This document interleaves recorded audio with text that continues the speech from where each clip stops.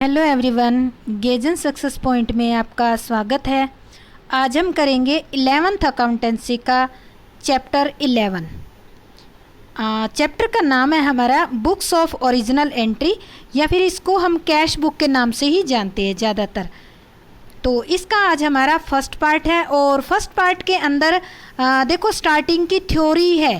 तो इस पार्ट के अंदर कैश बुक से रिलेटेड जो थ्योरी है केवल आज हम फर्स्ट लेक्चर के अंदर वही स्टडी करेंगे, क्योंकि जब तक आपको बेसिक चीज़ें यानी कि थ्योरी समझ में नहीं आएगी तब तक सवाल समझ में नहीं आएंगे। तो कैश बुक होती क्या है और किसके इक्विवेलेंट होती है, इसमें क्या क्या होता है, ये सब बातें जानना ज़रूरी है। तो वो थ्योरी के अंदर ही आपके द्वारा आपको सीख सकते हो। तो हम अपना टॉपिक स्टार्ट करते हैं। उससे पहले आप मेरे चैनल गेजन सक्सेस पॉइंट को लाइक बटन दबा दें, अपने फ्रेंड्स अपने स्टूडेंट के पास शेयर कर दें और सब्सक्राइब करें, और साथ के साथ सब्सक्राइब के पास एक बेल आइकन भी दिया है वो भी आप प्रेस कर दें, ताकि जैसे ही मैं कोई वीडियो अपलोड करूं आपके पास तुरंत नोटिफिकेशन पहुंच जाए। तो अब हम स्टार्ट करते हैं हमारा आज का टॉपिक। तो कैश बुक क्या होती है, इसकी ज़रूरत क्यों पड़ती है, थोड़ा सा पहले इसके बारे में जान लेते हैं हम। देखो, जब व्यवसाय का आकार छोटा होता है तो सारे लेन देन एक पुस्तक में या एक जर्नल में लिख सकते हैं, जिससे जब हम एक ही पुस्तक में पहली बार लिखते हैं तो उसको हम क्या कहते हैं, प्रारंभिक प्रविष्टि की बुक या ओरिजिनल एंट्री की बुक कहते हैं। परंतु जब आपके बिजनेस का आकार बढ़ जाता है तो लेन देनों की संख्या निश्चित ही काफ़ी होनी है, काफ़ी अधिक हो जाती है। तो सभी लेन देनों को एक जर्नल में लिखना बहुत मुश्किल होगा, या हम कहें कि संभव ही नहीं हो सकता। एक दिन में 4-5 जर्नल भर जाएंगे या ज़्यादा हो सकती है, तो संभव नहीं हो पाएगा। तो क्या करते हैं, इसके लिए जर्नल को कुछ विशेष जर्नल्स यानी कि कुछ अलग अलग बुक्स में डिवाइड कर लेते हैं। तो ये बुक्स कौन कौन सी है जिसमें डिवाइड किया जाता है? सबसे पहले आता है कैश बुक। तो ये जो बुक है सभी इस बुक के अंदर, कैश बुक इसके नाम से पता चल रहा है, इसके अंदर सारी नगद रिसिप्ट के जो नगद प्राप्तियां और नगद भुगतानों का इसमें लेखा जोखा किया जाता है या लिखने के लिए यूज़ की जाती है। प्राप्ति और भुगतानों से संबंधित बैंकिंग लेन देनों का भी इसमें लिखा जाता है, यानी कि बैंक से रिलेटेड भी जो नकदी के लेन देन होते हैं वो भी इस बुक में लिखे जाते हैं। अब नाम तो इसका कैश बुक है पर बैंक से रिलेटेड लेन देन होते हैं, क्योंकि इसमें कॉलम बना दिए जाते हैं बैंक का और साथ के साथ लिख दिया जाता है। सेकेंड आती है आपकी परचेज बुक। इस बही में उधार क्रय का लेखा जोखा किया जाता है। जो परचेज बुक है, आपने अगर कोई क्रेडिट परचेज किया है तो केवल उसी को लिखा जाएगा। अगर आपने नगद परचेज किया है तो वो कहाँ चला जाएगा, वो तो कैश बुक में चला जाएगा। इसी तरह थर्ड आती है आपकी सेल्स बुक। इस बुक में उधार आपने कोई माल बेचा है तो वो लिखा जाएगा। अगर आप कैश में सेल कर देते हैं तो वो कहाँ चली जाएगी, कैश बुक में। परचेज रिटर्न बुक, पहले खरीदे गए माल को यदि वापस कर दिया जाए, आपने परचेज किया था, किसी कारण से वो खराब निकल गया, टूट फूट किसी कारण से अगर आप उसको वापस कर देते हो, परचेज किए हुए को वापस कर देते हो, तो उसको जो लिखा जाता है उस बुक का नाम होता है परचेज रिटर्न बुक या रिटर्न आउटवर्ड बुक के नाम से भी जाना जाता है। इसके बाद आता है नेक्स्ट 5th नंबर की सेल्स रिटर्न बुक और रिटर्न इनवर्ड बुक। पहले आपने बेच दिया था माल, अब वो किसी कारण से ग्राहक के पास से वापस आ जाए तो इसका लेखा हम परचेज रिटर्न या रिटर्न इनवर्ड बुक में करते हैं। इसके बाद आते हैं 6th नंबर पे विशेष स्पेशल पर जर्नल प्रॉपर आता है। जिन व्यापारिक लेन देनों को उपरोक्त ऊपर हमने कई भैया देखे ना 5-6 टाइप की, उनमें अगर नहीं लिखा जाता तो उसको इसमें लिख दिया जाता है। अब इसके बाद आता है कि विशेष उद्देश्य वाली सहायक भइयों के लाभ तथा रोजनामचे के उपविभाजन के लाभ क्या है। सहायक भइयों, advantage of special purpose subsidiary books, advantage of subdivision of journal. तो इसके क्या बेनिफिट है? सबसे पहले देखो, अगर इनको जर्नल को कई बुक्स के अंदर डिवाइड कर देते हैं तो उसका पहला बेनिफिट मिलता है कि कार्य का योग्यता के अनुसार विभाजन हो जाता है, division of work according to ability. एक जर्नल के स्थान पर 8 सहायक बहियां होने से लेखांकन कार्य को विभिन्न व्यक्तियों में उनकी योग्यता के अनुसार बांट दिया जाता है और विभिन्न व्यक्तियों के द्वारा विभिन्न बहियों में एक साथ लेखांकन कार्य करते रहने से कार्य बहुत ही जल्दी पूरा भी हो जाता है। कार्य क्षमता में वृद्धि, इंक्रीज इन एफिशिएंसी। प्रत्येक कर्मचारी को लगातार एक ही बही का कार्य करना होता है जिससे उसकी कार्य करने की क्षमता बढ़ जाती है और वह कम समय में अधिक और ठीक कार्य भी कर सकता है। खतौनी में सुविधा, क्योंकि एक प्रकार के लेन देन पहले से ही किसी एक बही में एकत्रित होते हैं तो खाता बही में खतौनी करने में भी सुविधा होती है। इजीनेस इन चेकिंग, ट्रायल बैलेंस के न मिलने पर अलग अलग पुस्तकें जो है अशुद्धियों यानी कि एरर की खोज करने में हेल्प करती है। कपट से बचाव, यदि एक ही पुस्तक या एक ही जर्नल है तो इसका इंचार्ज एक ही व्यक्ति रहेगा, वो आसानी से क्या कर लेगा, कपट भी कर सकता है। पर अनेक बहियां होने के कारण शोधों के लेखांकन कार्य कई कर्मचारियों में बढ़ जाता है जिसकी वजह से कपट और जालसाजी की संभावनाएं जो है खत्म हो जाती है और आंतरिक जांच प्रणाली भी ठीक ढंग से लागू की जा सकती है। 6 नंबर है एक ही स्थान पर पूर्ण विवरण, information at one place, total information at one place. सहायक पुस्तकों के प्रयोग से एक ही प्रकार के लेन देनों का संपूर्ण विवरण एक स्थान पर मिल जाता है, जैसे नगद प्राप्तियां, नगद भुगतान, नगद शेष, उधार क्रय, उधार विक्रय, ये सारी की सारी। ये सूचनाएं प्रबंधकों के डेली रूटीन या डे रूटीन के जो डिसीजन लेने में हेल्प करती है। केवल एक जर्नल रखने से सारी सूचनाएं नहीं प्राप्त हो सकेगी। जब तक जर्नल में जो लिखी गई है वो सारी एंट्रियां अलग अलग वर्गीकृत करके ना लिख दी जाए तब तक इन्फॉर्मेशन नहीं मिलती। लेकिन अगर हम अलग अलग बुक लगा लेते हैं तो ये काम आसान हो जाता है।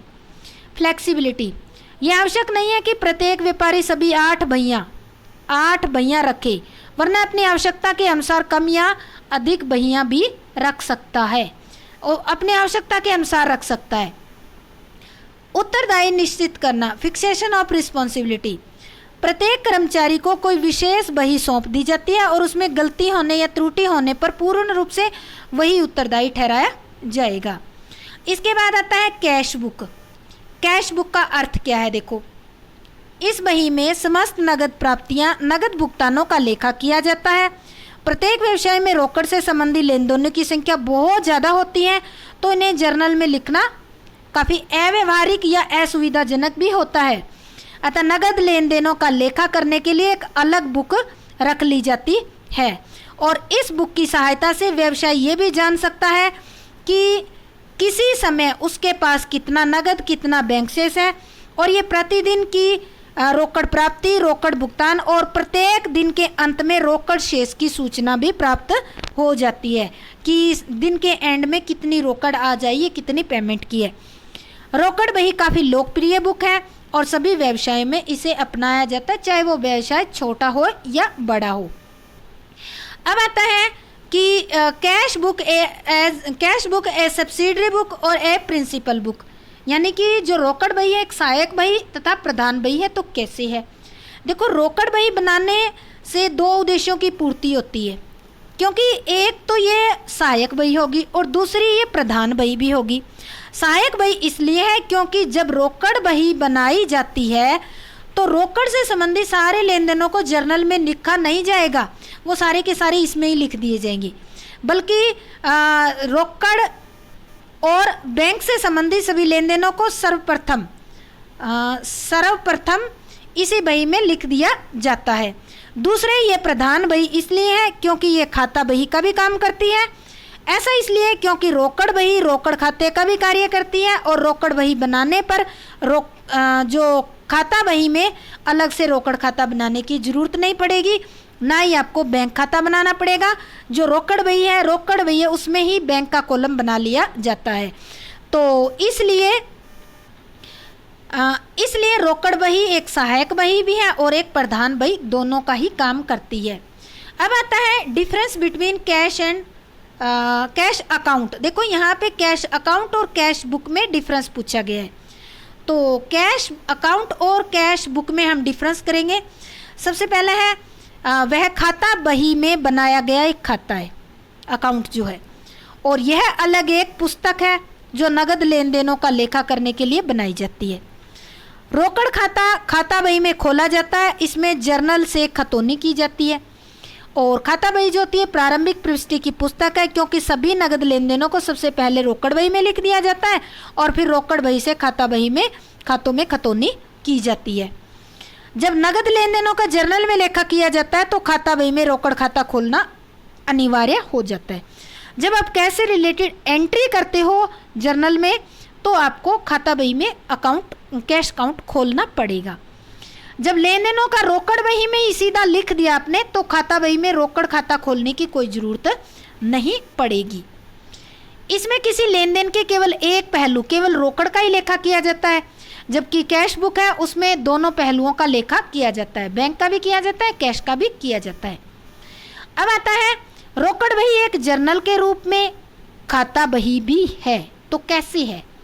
देखो कई बार ये क्वेश्चन क्रिएट हो जाता है कि रोकड़ बही जर्नल है या खाता बही है, दोनों में से क्या है? तो ये जर्नल तो इसलिए है क्योंकि इसमें लेन देनों को सबसे पहले मूल प्रलेखों के आधार पर लिखा जाता है, इस कारण से इसको क्या मान लिया? जर्नल। ठीक है, और यहाँ से इसकी खाता बही में संबंधित खातों में खतौनी की जाती है। और रोकड़ बही एक खाता बही भी है क्योंकि यह रोकड़ खाते का कार्य भी करती है। जब एक रोकड़ बही बनाई जाती है तो खाता बही में अलग से रोकड़ खाता बनाने की आपको जरूरत ही नहीं पड़ेगी, तो इस कारण से रोकड़ बही एक जर्नल भी है और खाता बही भी है, इसलिए इसे जर्नल के रूप में खाता बही भी आप कह सकते हैं। इसके बाद आता है रोकड़ बही की जर्नल से समानताएं, similarities of cash book with journal, यानी कि दोनों में सिमिलरिटीज कैसी है? तो पहले देखो, पहले नंबर पे जर्नल की तरह ही रोकड़ बही में मूल प्रलेखों के सहायता से लेन देनों को सर्वप्रथम लिखा जाता है। दूसरा, जर्नल की तरह ही रोकड़ बही में भी लेन देनों को उनके होने के क्रम यानी कि डेट वाइज लिखा जाता है। जर्नल की तरह ही रोकड़ बही से लेन देनों की खाता बही में खतौनी संबंधित जो रिलेटेड अकाउंट है उसमें पोस्टिंग की जाती है। जर्नल की तरह ही रोकड़ बही में खाता बही का पन्ना नंबर यानी कि लेजर फॉलो का एक कॉलम होता है वो बनाया जाता है। अब इसके बाद आता है रोकड़ बही की खाता बही से समानता है, similarities of cash book with ledger. अभी देखो कैश बुक विद किसके साथ थी? कैश अकाउंट के साथ। अब आगे लेजर के साथ। रोकड़ बही का प्रारूप खाता बही से मिलता जुलता है, ये दो समान पक्षों में विभाजित होती है, दोनों पक्षों में समान कॉलम होते हैं। जो बायां पक्ष होता है उसको हम पक्ष को डेबिट साइड कहते हैं और दायां जो होता है उसको क्रेडिट साइड कहते हैं, यानी कि ऐसे दो साइड होती है, ये तो हो गया आपका क्रेडिट साइड और ये हो गया आपका डेबिट साइड। रोकड़ बही रोकड़ खाते का भी कार्य करती है, अतः रोकड़ बही बनाई जाती है तो खाता बही में रोकड़ खाता खोलने की जरूरत नहीं है। रोकड़ बही खाता बही का एक हिस्सा है। एक खाता बही के खाते की तरह ही, जिस तरह खाता बही का जो अकाउंट होता है उसमें टू और बाय का प्रयोग किया जाता है, इसमें भी टू और बाय का प्रयोग किया जाता है। एक खाता बही के खाते की तरह ही इसका बैलेंस निकाला जाता है, जैसे जो हमारा लेजर है इसके अकाउंट का हम बैलेंस निकालते हैं, सेम इस कैश बुक का भी बैलेंस निकाला जाता है। इसके बाद आते हैं advantage of maintaining A cash book. रोकड़ बही बना लेने से आपको क्या फ़ायदा होगा आपके बिजनेस में? तो सबसे पहला बेनिफिट ये होगा कि रोकड़ बही एक जर्नल भी है और खाता बही भी है। जब एक रोकड़ बही बनाई जाती है तो खाता बही में अलग से कैश का अकाउंट बनाने की ज़रूरत नहीं है। इसे रोकड़ के लेन देनों को जर्नल में लिखने और फिर उनकी खाता बही में खतौनी करने के दोहराव से बच जाओगे, डबलिंग होने से बच जाओगे। दूसरा, क्योंकि रोकड़ बही बनाने के पश्चात खाता बही में रोकड़ खाता नहीं बनाना पड़ता, खाता बही का आकार बहुत ज़्यादा बढ़ता नहीं, क्योंकि अगर कैश अकाउंट खाता बही भी बना ली, कैश बुक भी बना ली, अकाउंट भी बना लिया, तो इससे आपका जो लेजर है उसमें खातों बहुत ज़्यादा खाते हो जाएंगे, तो इसमें नहीं बनाया जाता। बुक बना लिए तो अकाउंट बनाने की ज़रूरत नहीं है। रोकड़ बही में नगद एवं बैंक दोनों प्रकार के लेन देनों का लेखा किया जाता है। इसमें कैश कॉलम के साथ साथ बैंक कॉलम बना दिया जाता है, तो दोनों का एक ही अकाउंट में लेखा हो जाता है। इस पुस्तक की सहायता से व्यवसायी ये जान सकता है कि किसी भी समय उसके पास कितना नगद है और कितना बैंक शेष है। रोकड़ बही प्रतिदिन की जो रोकड़ प्राप्ति, रोकड़ भुगतान और प्रत्येक दिन के एंड में जो रोकड़ और बैंक शेष है उसकी सूचना व्यापारी को मिल जाती है। रोकड़ बही के द्वारा जो कैश प्रदर्शित किया जाता है वो वास्तविक रोकड़ के बराबर होना चाहिए। वास्तविक रोकड़ का रोकड़ बही के शेष से नियमित रूप से यानी कि डेली मिलान करने से रोकड़ बही में कोई गबन होने के चांसेस जो है वो कम हो जाएंगे। इसके बाद आता है टाइप ऑफ कैश बुक। तो देखो कैश बुक कई टाइप की होती है, तो इसमें 4 टाइप मेन आते हैं। इसमें 4 टाइप हम करेंगे। सबसे पहले आती है single column cash book. Single column या इसको 1 कॉलम कैश बुक भी कहते हैं, एक खाने वाली रोकड़ बही। ये केवल नगद लेन देनों के लेखांकन के लिए की जाती है। दूसरी आती है 2 खानों वाली रोकड़ बही, जिसमें निम्नलिखित खाने होते हैं। कौन कौन से खाने होते हैं? 2 डबल कॉलम कैश बुक में। पहला रोकड़ का और कटौती यानी कि कैश एंड डिस्काउंट के 2 कॉलम होंगे पहले पॉइंट में। दूसरे में बैंक और डिस्काउंट का कॉलम। तीसरे में कैश और बैंक का कॉलम हो सकता है। थर्ड आती है आपकी triple column cash book. Triple column cash book में कैश, बैंक और डिस्काउंट का कॉलम तीनों आ जाते हैं। और ये होती है पैटी कैश बुक, जो हमारा 4th नंबर है। तो आज हमारा ये इसकी जो कैश बुक है उसकी जो स्टार्टिंग की इंट्रोडक्शन की थ्योरी थी वो कंप्लीट होगी। अब हम नेक्स्ट लेक्चर के अंदर करेंगे, हमारी जो सेकंड लेक्चर है उसमें हम करेंगे सिंगल कॉलम कैश बुक या 1 कॉलम कैश बुक क्या है, कैसी है, इसके हम प्रैक्टिकल सम करेंगे सेकंड लेक्चर के अंदर। तो उम्मीद करती हूँ कि आपको समझ आ गया होगा। अगर आपको थोड़ा सा भी अच्छा लगा है, समझ आया है, तो मेरे चैनल को लाइक ज़रूर करें, कमेंट करके बताएं, सब्सक्राइब करें और बेल आइकन ज़रूर दबाएं, ताकि जो भी वीडियो मैं पोस्ट करूँगी आपको तुरंत नोटिफिकेशन मिल जाएगा।